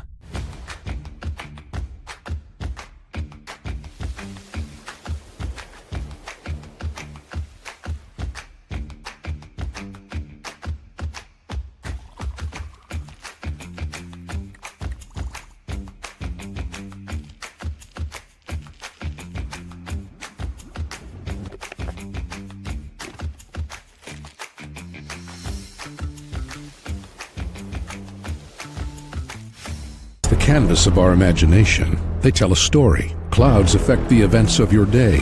Sometimes they growl, sometimes they inspire, but they're always the messengers of nature's mood written in the sky. Storm Team 12 understands the language of clouds. We're dedicated to decoding their message so you know what to expect. Behind every cloud, there is a story waiting to be told. Trust Ross Jansen and Storm Team 12, alerting you first to the impact on your life.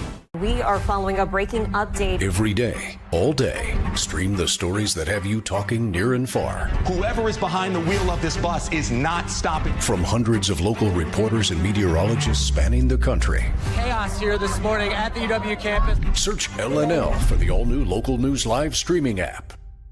Odyssey is one of the most influential audio and entertainment brands in the nation. You already know Odyssey's iconic local radio brands in Wichita. But did you know Odyssey has the country's best collection of music, news, and sports brands? Odyssey is also a premium podcast creator, major event producer, and digital innovator. Odyssey brings people together across the country and right here in Wichita. Odyssey also delivers meaningful radio and digital audio results. Find out our story and impact at odysseyinc.com/Wichita.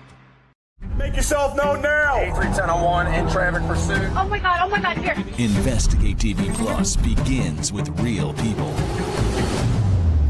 We investigate stories that impact you. And inspire change every day. Something is broken. Real problems. Why are they hiding it? And real solutions. My daughter was dying in front of me. What was your reaction when he said that? Investigate TV Plus, weekdays at 3:30 p.m. on KWCH. Sometimes people tell us, I don't get it, it's just tea. But let me tell you, we are so much more than just tea.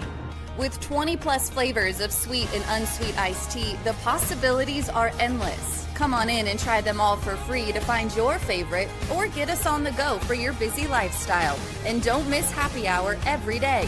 So the next time someone tells you it's just tea, tell them to come by and find out why we say, drink tea, be happy.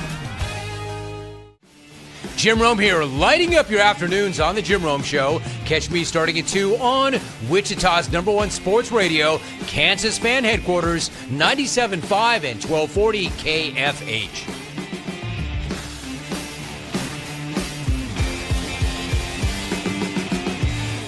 Mornings are busy. We're here to make your mornings better. We report the stories that affect you. 3 more hospital lies from contaminated apple juice just a day after the FDA issued a recall.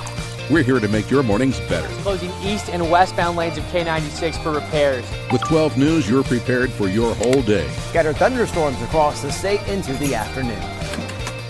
Stay a step ahead with 12 News this morning on KWCH and KSCW.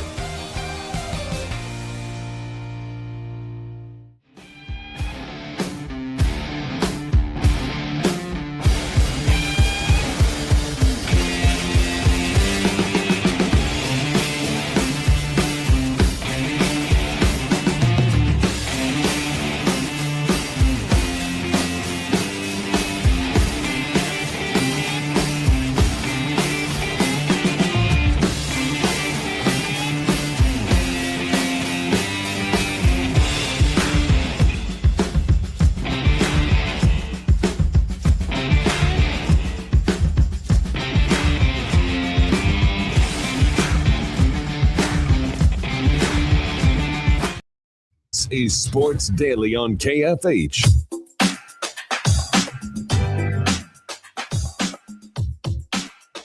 All right, welcome back in, everybody, to Sports Daily. Glad to be here with you. Thanks to Crestview Country Club. It's just mid-January, and we're talking great golf weather, 36 holes out at Crestview. This time last year, we were under ice.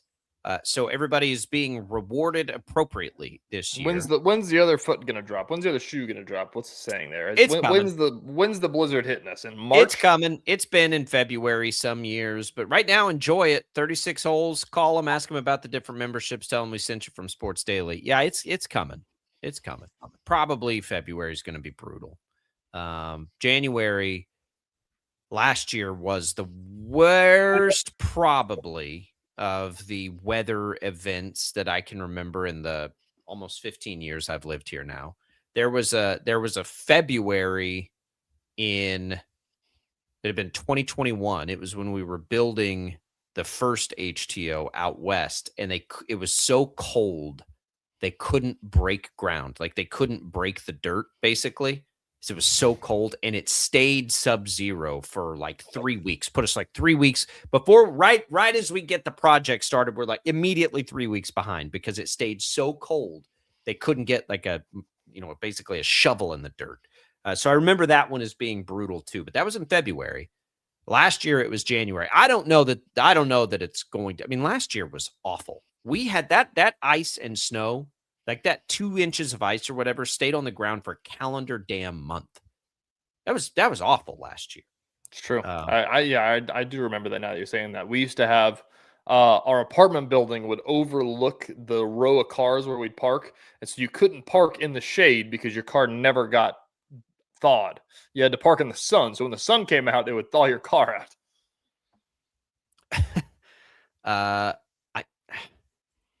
Our driveway, it was because we like the way it is in the shade. My kids getting on the bus was like a real health hazard for, I think, 2 months. Like it was hard. Like it was hard to get. Like I would be out there every day just smash it. You couldn't smash through that ice. I took a sledgehammer out there one day, and then someone was like, "Yeah, probably don't do that. You'll crack your concrete." And then now that I think about it, we had a million great listeners giving me tips. I did get a blowtorch for Christmas this year, now that I think about it. So if that happens again, I'm taking the blowtorch at it. And maybe that's a terrible idea. If that is, nobody let me ruin my driveway. If blowtorching a sheet of ice on my driveway is a bad idea, I need somebody to let me know. Have you seen the videos of the flamethrowers people walk around? I mean, I have like a little one. I don't know why I got that for Christmas, but I got that for Christmas. It's got like a little tank on the back of it, like a little gas tank. I hope these are legal. And it's like a little blowtorch. They say people use them for cooking, I guess, to like sear something. I will use it to get rid of ice. I hate the cold. The older I get, the more I hate it. I'm only slightly behind Max in that sentiment, but I don't like it. Did you see the line, TJ, of Cyclones Jayhawks tonight? Came out late yesterday. 3.5. Was very disappointed at that line. I was hoping for some big like 7.5, 8.5 point line, only to like go with the money line tonight. I was gonna say you're disappointed it's a better because you wanted better. It's better, yes. Because I want to just like at some point, this is still Kansas. It's still Bill Self. They have maybe the most gifted offensive player in the country. Like at some point at home, they're going to win a game like this. I don't know if it's tonight. That's what I was saying. That's what I was saying yesterday is that like same thing as KState, but more so like they're going to beat they're going to have an unreal game. Like Peterson could have 35 points tonight and he could play the entire game and look awesome. And they could hold Iowa State to 55 points and beat them by 15. And everybody would be like, oh, well, that's what was supposed to happen. Yeah, that's KU. Yeah, it's going to be a large task. Iowa State's awesome. Second best defense in the country right now, according to KenPom. They're scoring 88 points a game. KenPom has them as the 12th best offense. I'm terrified that KU won't be able to keep up offensively. KU's going to have to return to a high level of defense.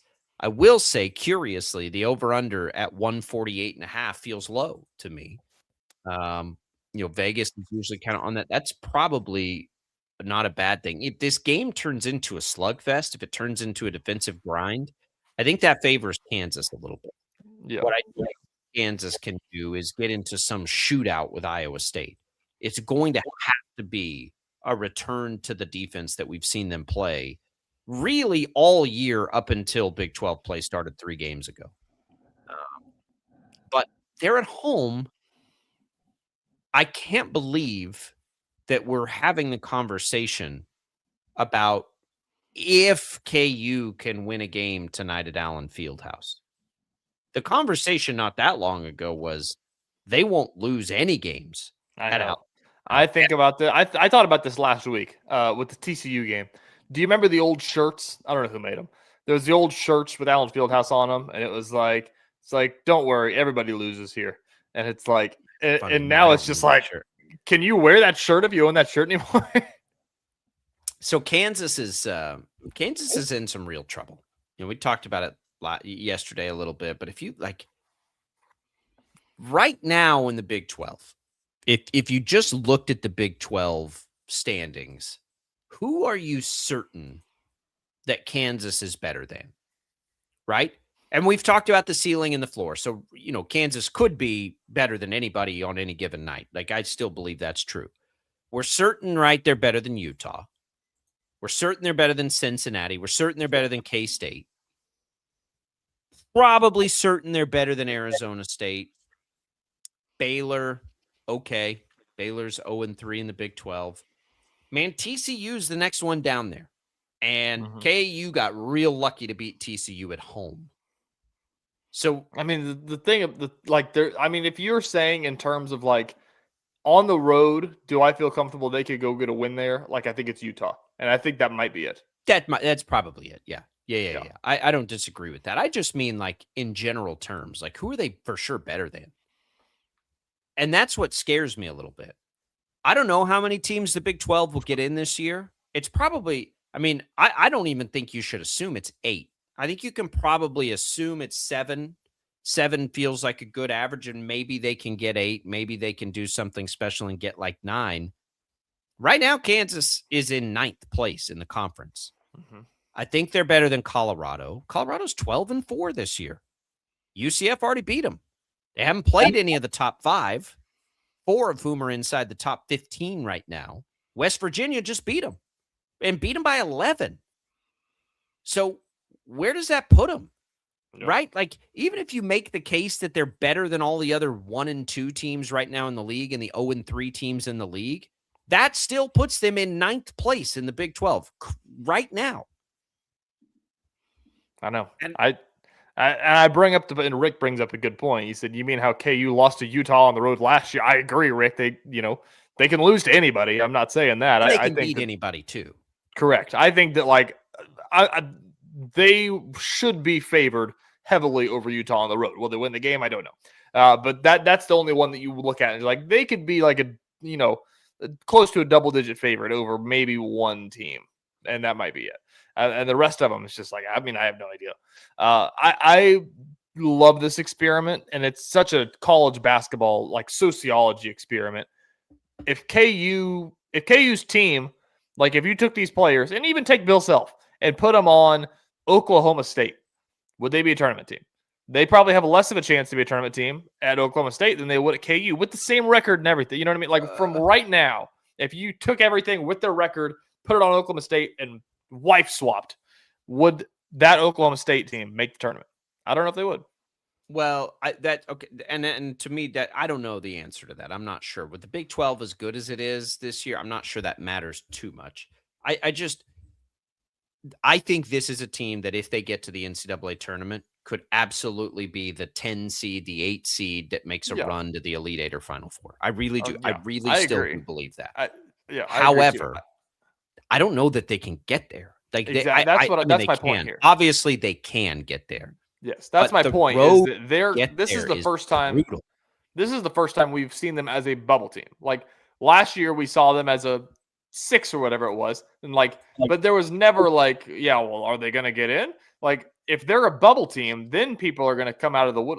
We saw this with North Carolina a couple of years ago. They got into that play-in game as the 11, and it's why is North Carolina in here? It's let me because people are going to say, you guys think they're a bubble team, you're crazy. And I'm no. You're projecting them there. They're not right now. They're top 20 in the net. They're not even close to a bubble team right now. Yes. This exercise isn't projecting what they're going to be. Not even. It's just if the current pace keeps up. Right. Do I think that is the just look at their you just simply look at their schedule, right, and try to figure okay, where are the wins here and where are the losses? Yeah. And they've got already they're 2-5 in quad 1 games right now. That is the most losses in quad 1 of Tennessee has 5 losses. They're down at 27. And you got to go down to 35. Kentucky does, Auburn does. And so Like that stuff's going to catch up. But it also, we know that the vast majority of the games they're going to play here are going to be quad 1 games. Like tonight's quad 1 game. So I mean, if they add 3-4 of those into the mix, and they're going to have a resume that probably, it'll still be disastrous if they don't. They'll have to lose a bunch more games and not have any high quality wins the rest of the season. Yeah, like that's the thing. Like even if they go 9 and I don't know what the number is, 9-7 in Big 12 play. I don't know how many games they play. I think we said yesterday, Ken Plum projects them to lose 5 more games, something like that. Yeah, I agree. And their record, it wouldn't be sexy at all. Like their overall record and their Big 12 record wouldn't be sexy. But if it's between them or Memphis, it's like, well, KU's got 8 quad 1 wins. It won't be close. I think so. That for me is where I'm confused with. Like I very badly want to be like, this is all fine. Just get Peterson right. Learn how to play with Peterson. I'm most concerned about how they've just fallen apart defensively. But at the end of it, I'm very optimistic that this is a team that could take a tournament run. Matchups will still have something to do with it. You got to hope you don't get unlucky there. But there is a small part of me that's like, but they do have to get there. And I can't even believe we're saying that out loud. I mean, but it's very true. Like they do have to get there. And their schedule's not going to let up. Like it is going to be brutal the rest of the way. I'll ask this question. If they win tonight, are they in? Just automatically? In the tournament? Yeah.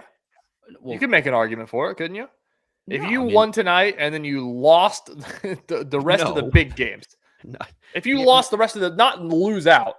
If you won tonight and then you just didn't get upset the rest of the way. No, if you didn't get upset, but TJ, they should probably be 0-3 in the Big 12 right now, and they've played UCF, TCU, and West Virginia. So I know. I don't know. But a resume with an Iowa State win, Tennessee win, and an NC State win, like that's fine. But you've still got all these other games on the schedule. You've got Arizona, Houston twice. You've got at Texas Tech. You've got BYU. You've got road games at KState, at Colorado, at Oklahoma State, where Bill Self's never been very good. Like, how many of those are you winning? No, if they go 6-10 in the Big 12, I don't think it's a shoe-in, no matter how many big wins they have. Because at some point, I know that the net, technically speaking, doesn't consider conference record. At least they didn't used to. I don't think they do. Like, if KU's sitting down there in 10th or 11th place in the Big 12,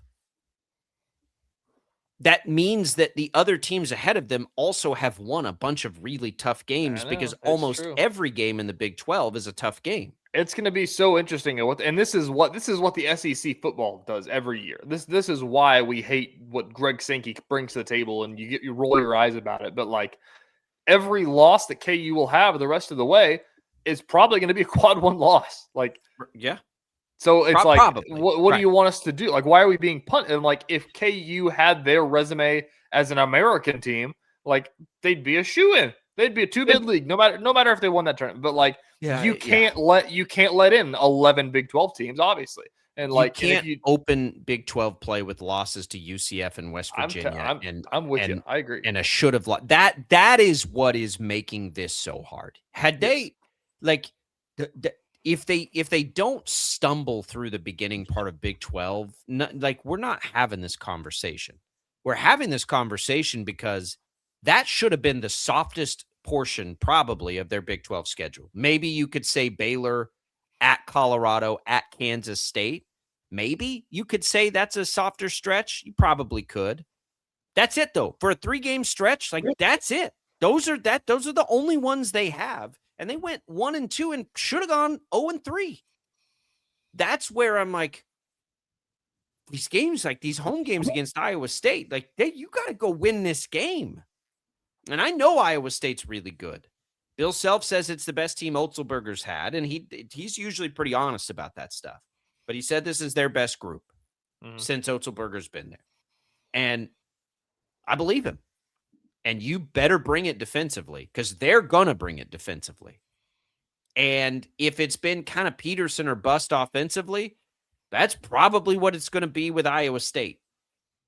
If they don't play high-level defense, I don't see any way they win this game tonight. So, I mean, figure it out because we haven't seen it now 3 games into Big 12 play. Let's play that game. What's the number? What do they have to hold Iowa State to win the game? I would say 75 or lower. 70s? Okay. 75 or lower. You'd hope it's even lower than that. But 75 or lower because you got to think how many points is KU going to score on the nation's second best defense? I know. Like, that's what I'm saying. Does it have to be like 60? Like, what's it going to have to be? No, because I don't think that's realistic. I mean, the over-under's at 149, so they've kind of got it in that 74, 75 range. So they're 3.5-point favorite. That would be an implied score of what? 78 to 74 would be about right, or no, a little less than that. 77 to 71, I think would be about 77 to 73 would be pretty much the implied score there. 77 feels too high. Like if they're going to win, 77 feels too high. That's a team that averages 88. So good luck. You better stop them. If you don't, can you keep up with them right now? Really? I don't know. But they can. I think if they beat them, I think that we're going to have Darren Peterson score 35 points, and we're going to have to see him play the whole game too. And I know that I don't want to dig into that and like pile on. I mean, he's been playing. What have his minute totals been? 30. He's gotten to 30. He's gotten to 30 the last 2 games. Yeah. I think that's. I mean, 31. But it's more so the fact of like, and I know, and this is such a confusing thing. It's just like 30 minutes is fine, but I need him to play at the end of the game if they want to. Yeah, it was only 23 against UCF, 32 against TCU, and then I think it was 31, right, or 32 against West Virginia. Like that.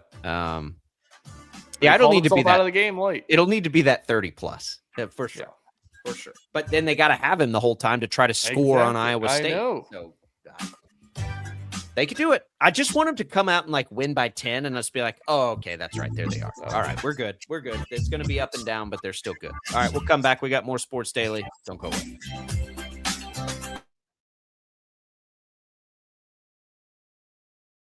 Lightning, hail, tornadoes, flooding. It's the worst of severe weather, and it's coming. Spring brings warmer temperatures, but also dangerous weather conditions. Stay up to date day or night with the Storm Team 12 weather app. You'll get accurate forecasts so you can plan ahead and stay safe, no matter the weather. Download the Storm Team 12 weather app, brought to you by Stutzman's Greenhouse. The future of television has arrived. Next Gen TV is here with stunning video, movie theater quality sound, enhanced voice clarity, and interactive features, all upgradable for the future. Learn more at watchnextgentv.com.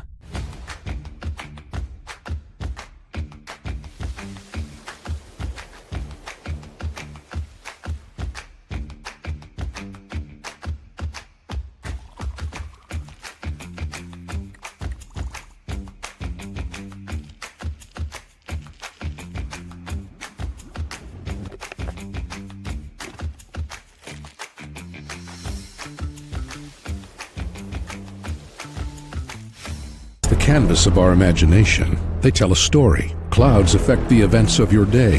Sometimes they growl, sometimes they inspire, but they're always the messengers of nature's mood, written in the sky. Storm Team 12 understands the language of clouds. We're dedicated to decoding their message, so you know what to expect. Behind every cloud, there is a story waiting to be told. Trust Ross Jansen and Storm Team 12, alerting you first to the impact on your life. We are following a breaking update. Every day, all day, stream the stories that have you talking near and far. Whoever is behind the wheel of this bus is not stopping. From hundreds of local reporters and meteorologists spanning the country. Chaos here this morning at the UW campus. Search LNL for the all-new Local News Live streaming app. Odyssey is one of the most influential audio and entertainment brands in the nation. You already know Odyssey's iconic local radio brands in Wichita. But did you know Odyssey has the country's best collection of music, news, and sports brands? Odyssey is also a premium podcast creator, major event producer, and digital innovator. Odyssey brings people together across the country and right here in Wichita. Odyssey also delivers meaningful radio and digital audio results. Find out our story and impact at odysseyinc.com/Wichita. Make yourself known now. 83101 in traffic pursuit. Oh my God, here. Investigate TV Plus begins with real people. We investigate stories that impact you. And inspire change every day. Something is broken. Real problems. Why are they hiding it? And real solutions. My daughter was dying in front of me. What was your reaction when he said that? Investigate TV Plus, weekdays at 3:30 p.m. on KWCH. Sometimes people tell us, I don't get it, it's just tea. But let me tell you, we are so much more than just tea. With 20 plus flavors of sweet and unsweet iced tea, the possibilities are endless. Come on in and try them all for free to find your favorite or get us on the go for your busy lifestyle. And don't miss happy hour every day. So the next time someone tells you it's just tea, tell them to come by and find out why we say, drink tea, be happy. Jim Rome here, lighting up your afternoons on The Jim Rome Show. Catch me starting at 2 on Wichita's #1 sports radio, Kansas Fan Headquarters, 97.5 and 1240 KFH.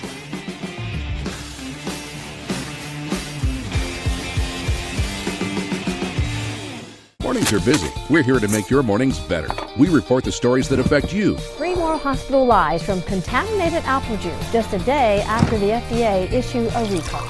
We're here to make your mornings better. Closing east and westbound lanes of K96 for repairs. With 12 News, you're prepared for your whole day. Scattered thunderstorms across the state into the afternoon. Stay a step ahead with 12 News this morning on KWCH and KSCW.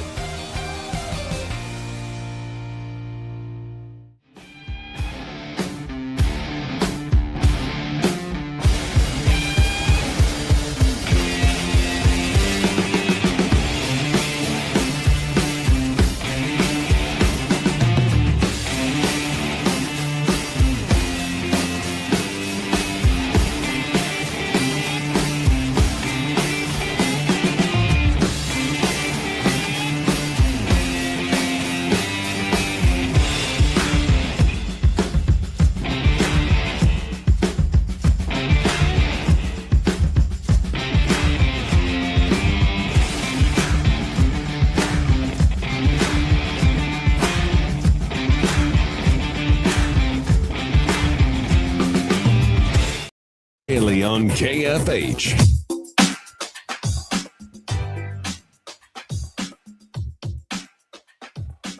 All right, welcome back in, everybody. It is Sports Daily. Glad to be here with you on this Tuesday edition of the program. Don't forget, you've got Dan Patrick, Jim Rome following us here. And you can listen to Sports Daily or all our great programming on the Odyssey app, odyssey.com. Download the app, visit odyssey.com, search for KFH. Ours gets podcasted there. You can check those out that way. Should be a lot of fun. Oh, man. Is LSU going to be public enemy number 1 for everybody next year? Sam Levitt headed there. Lane Kiffin. God. What like the tweets of Ole Miss after they lost and like, oh, I love those guys. Yeah, but you kind of left them. You kind of left them and didn't, stick it out.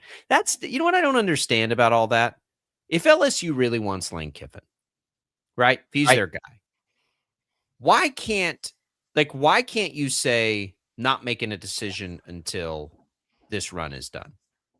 Otherwise, they don't really want you. Like, you can have a very unspoken agreement, like, I'm going to take the job, but I don't want to talk about it yet. Our season's not done. You guys go stall and do whatever, and I'll take the job after the season's over.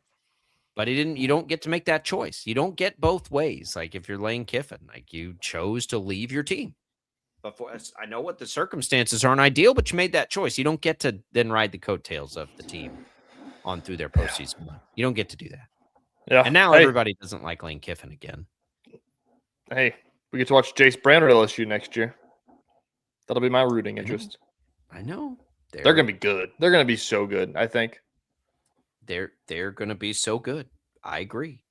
But Lane Kiffin going to have a national title contender next year. I love Sam Levitt. I think Levitt's awesome. Mm-hmm.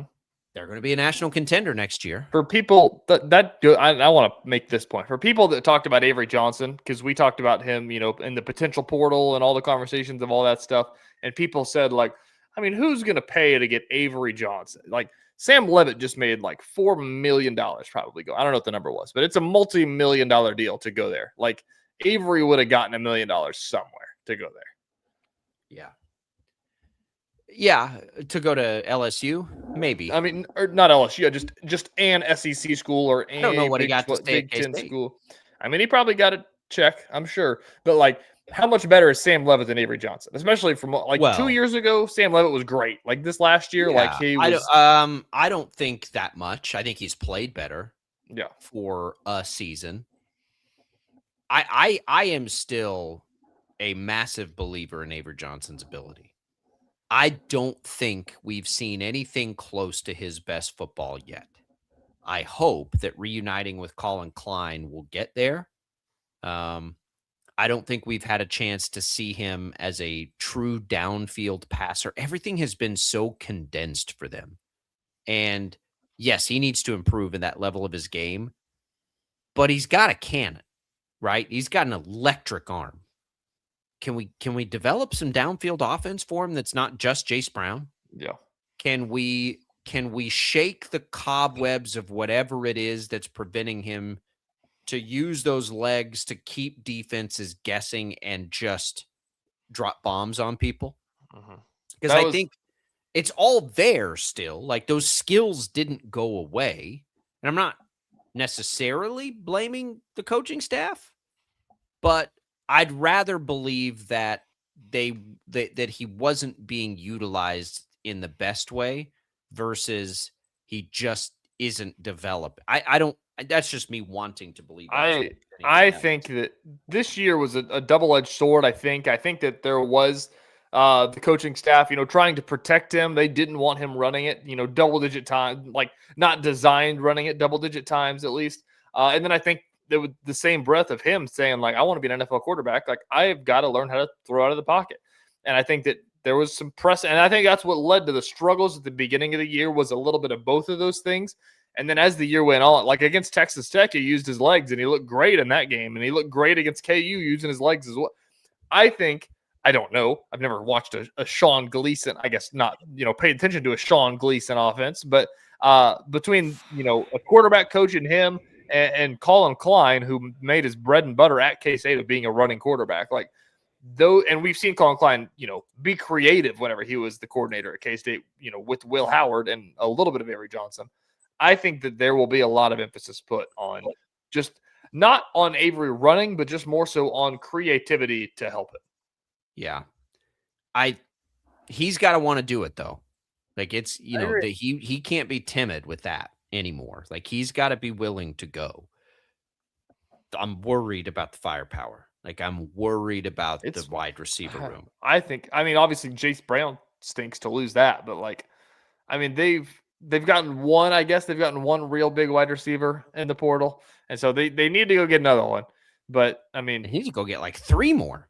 I agree. But I mean, they've got, Jerron Tibbs is coming back, and they'll be okay. It's not going to be better. It'll be like maybe a tick down from what it was. And that wasn't good enough, but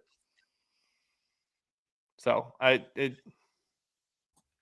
holding back a sneeze. I appreciate you. I appreciate you trying to bail me out there. Yeah, it's going to have to be the Avery Johnson show next year for them. There's no question. Like, it's got to be him being elite. And I do love all their tight ends. I think the offensive line should probably be better. Yes, I think that's a general expectation. Is it going to be an elite run game? Sure, be nice if it was. And they brought in a coach that has some history of that. And That's what's so strange about the Gleason hire. And I was like, I think on paper, I like it. It's interesting because he's kind of been a quarterback's coach when offensive coordinator, but his run games have been really effective when he's been an offensive coordinator. What do we make of that? I mean, there's something to be said too, that the running backs coach was the running backs coach with him at Oklahoma State. And so I believe, at least I know he coached Chuba Hubbard. So I assume that had the crossover there. It was the Spencer Sanders Chuba Hubbard year when Chuba Hubbard was an All-American, rushed for more than 2,000 yards. That's a product of having Chuba Hubbard. He was only there for a year, so it's not like he built the offense that way. I don't think you didn't spend enough time there. And then I saw that in the resume. I'm like, why did he go to Rutgers? One, it's Big Ten, probably better pay, if I had to guess. And two, it was like, oh, he's from New Jersey. That's why. He went back up to the Northeast, and then he bounced around a little bit, spent some time a couple other places, Northwestern randomly, bounced around the Big Ten, back to Mizzou, and now to K-State. Young guy. I mean, I think he's my age. And Colin Klein, to Wyatt's point, which was interesting, there's no crossover there. Mm-hmm. So when Colin Klein says he's one of the smartest coaches he's ever been around, I'm like, where have you been around him? What does that come from? Is that reputation? Is that studying tape? SEC? Did you play Missouri and you could just see stuff in your film work, but then why were you watching the offense when you're the offensive coordinator? Or are you just saying a quote to say whatever?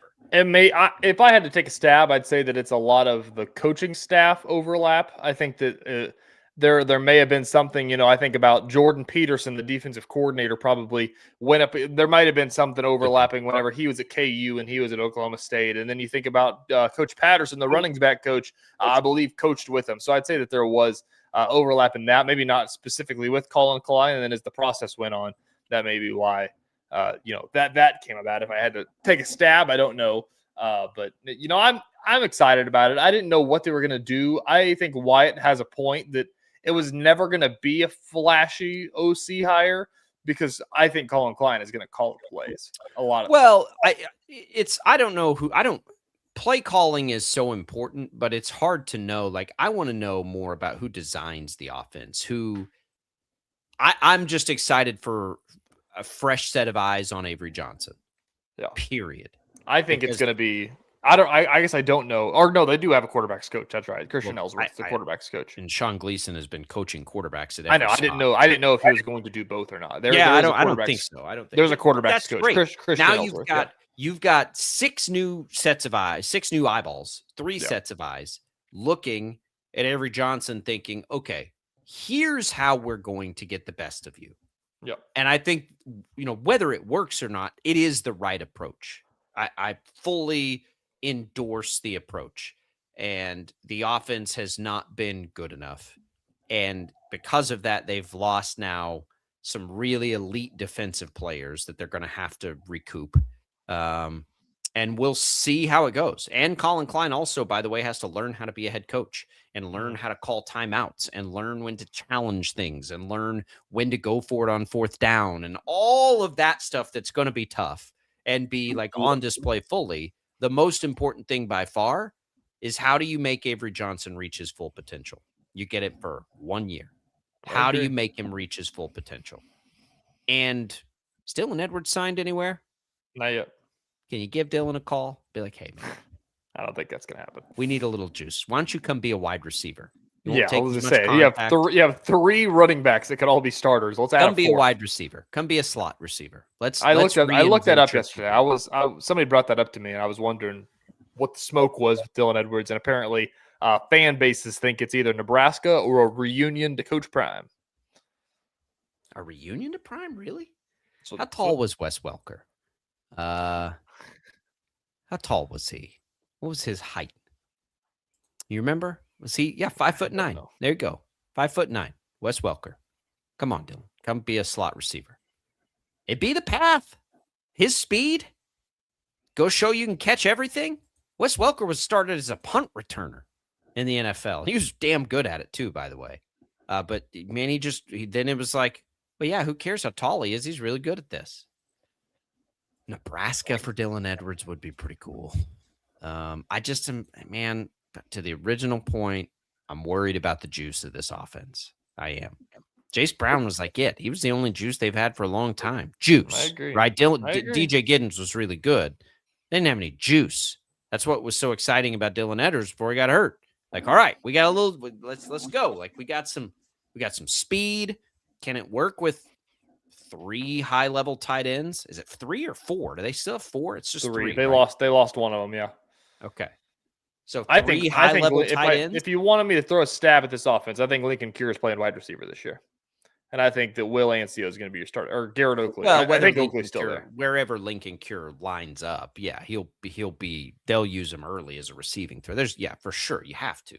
I think he's going to be a receiver this year because the tight end room is just so good. Like, you might as well play. He's a wide receiver in high school. He's not even tight end build yet. He stayed. Okay, so like he's not leaving. That tells you probably, they've got big designs on what he's going to do this year. I would agree with that. But again, is that the juice? It's not quite the juice. Like, who's getting downfield for the Cats next year and opening up the offense a little bit so that those elite tight ends can eat over the middle? Or maybe Avery Johnson, they unlock him and don't matter because he's the quarterback we all have thought he could be.